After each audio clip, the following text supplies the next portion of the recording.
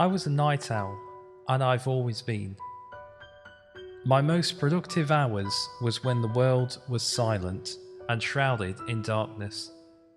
It was during these hours that I wrote my stories, played my video games, and most importantly, made my living. I worked for Uber Eats in Los Angeles, a job that suited my nocturnal lifestyle perfectly. This story begins on a humid summer's night. I had just finished delivering a late-night pizza to a college kid studying for his exams. As I drove back to the more bustling part of the town, I noticed a new order popping up on my phone. It was an address I didn't recognise, in an older, less travelled part of the city. It was a place few people ventured after dark, but an order was an order, and I accepted it. The order was simple, a cheeseburger from a fast food joint. As I picked up the order, the server gave me a look and said, "That's a long way to go for a burger," looking at the delivery address on her screen. I shrugged it off, attributing her concern to the lateness of the hour and the remote location of the delivery address. I thanked her and headed out, the aroma of the freshly cooked burger filling my car. The journey to the address was creepy. The further I went, the less familiar the surroundings became. The vibrant, crowded streets of LA gave way to narrow, desolate roads, shrouded in shadows and an oppressive silence. The city sounds faded into a background hum, replaced by the haunting whispers of wind through the skeletal trees lining the road. As I turned onto the street indicated by my GPS, a chilling sense of unease crept over me. The houses were old and decrepit. Their boarded up windows and overgrown lawns indicated a run-down neighbourhood. It was as if I had stepped into a ghost town within the heart of the metropolis. My headlights landed on the house matching the delivery address. It was a dilapidated two-storey building, the chipped paint and crumbling soffits adding to its eerie appearance. But what unsettled me the most was its windows. They were not boarded up like the others, instead covered by old faded curtains that seemed to shift ever so slightly. A sensible person would have turned back, but the reality of my financial situation compelled me to carry out the task. I got out of the car, the cheeseburger in hand, and approached the house. The overgrown weeds crunched under my shoes, the sound unnaturally loud in the unsettling silence. I knocked on the door as I waited for a response. A chill ran down my spine. There was something profoundly odd about this place, an ominous aura that I couldn't shake. And then the unthinkable happened. The door creaked open on its own, revealing the darkness within. "Hello," I called out, my shaking voice swallowed up by the darkness inside. An unsettling stillness hung in the air, broken only by the distant echo of my own words. I was about to turn around, my instincts screaming at me to get out of there, when a voice drifted out from within the house. "Leave it by the door. Thank you." The voice was old and raspy, an underlining tone of weakness. Sympathy momentarily dampened my fear, as I realised this could be an elderly person who was unable to cook.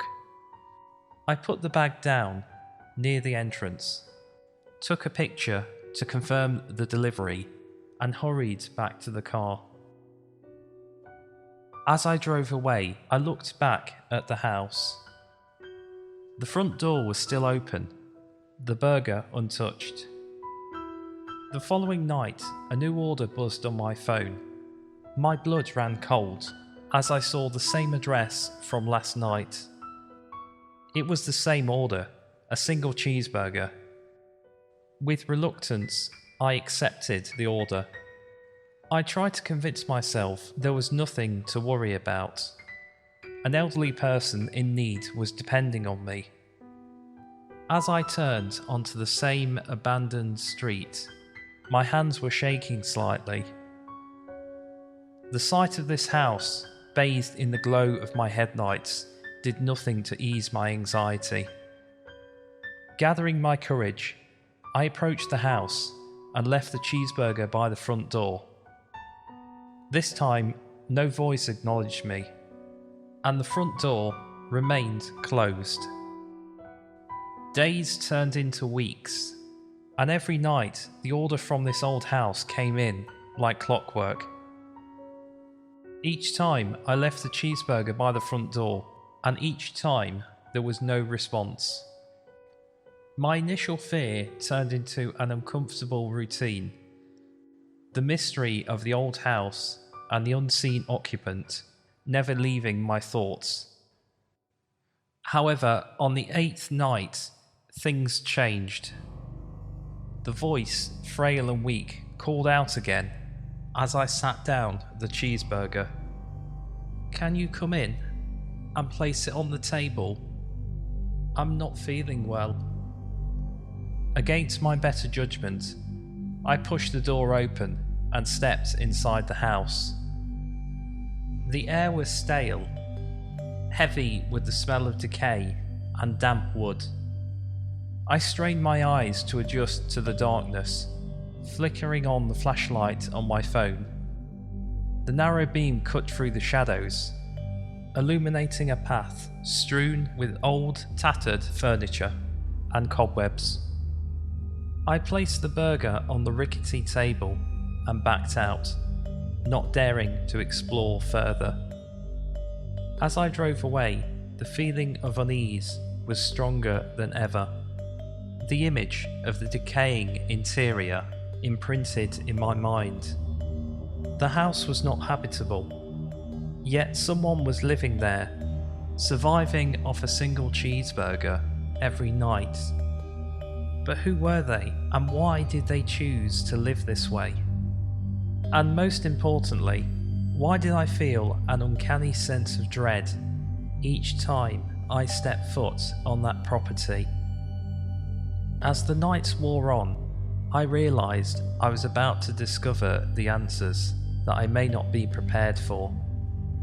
My nights were swallowed by nightmares, the old house taking a monstrous proportion in my sleep-aided mind. I would be back in the decaying living room, the weak voice whispering unseen, leading me deeper into the bowels of the house. I would wake up drenched in sweat, the echoes of the whispers still resonating in my ears, and still the orders kept coming. I started to dread the pings on my phone as night fell, knowing that one of them would lead me back to the old house. Each visit felt like I was intruding into a story I wasn't meant to be part of, an uninvited character in a horror tale. On the 12th night, my worst fear came to pass. As I lay the cheeseburger by the front door, the voice drifted out, sounding weaker than ever. "Can you please bring it to me?" I hesitated at the entrance, every instinct in me screaming at me to refuse. But the pleading tone in the voice tugged at my humanity. Swallowing hard, I stepped into the dimly lit interior. The house seemed to groan around me as I walked deeper, following the voice that was now a barely audible whisper. My heart pounded in my chest as I moved past rotting furniture, the beam of my phone's flashlight bouncing off peeling wallpaper and the bare wooden floors. I finally reached a dilapidated door at the end of a long, narrow hallway. With a trembling hand, I pushed the door open. Inside was a dark figure, covered by blankets on an old bed, the room reeking of decay and neglect. Over here, the figure lifting his hand, gesturing towards the bedside table. I placed the burger on the table, my eyes never leaving the shadowy figure. As I went to leave, the voice stopped me. "Thank you." Something in the tone, a mix of relief and sorrow, rooted me to the spot. I found myself asking the question that had been eating at me for days. Who are you? There was a pause, the silence stretching on until it felt unbearable. Then the figure under the blankets stirred. Just an old man, waiting to be forgotten. I left the house that night, my heart feeling heavy, the sadness in the old man's voice haunting me. As I continued to deliver the cheeseburgers night after night, I started to feel a sense of duty, an obligation to ensure this lonely soul was not forgotten. But with each visit, the atmosphere in the house grew more oppressive, the sense of dread escalating into fear.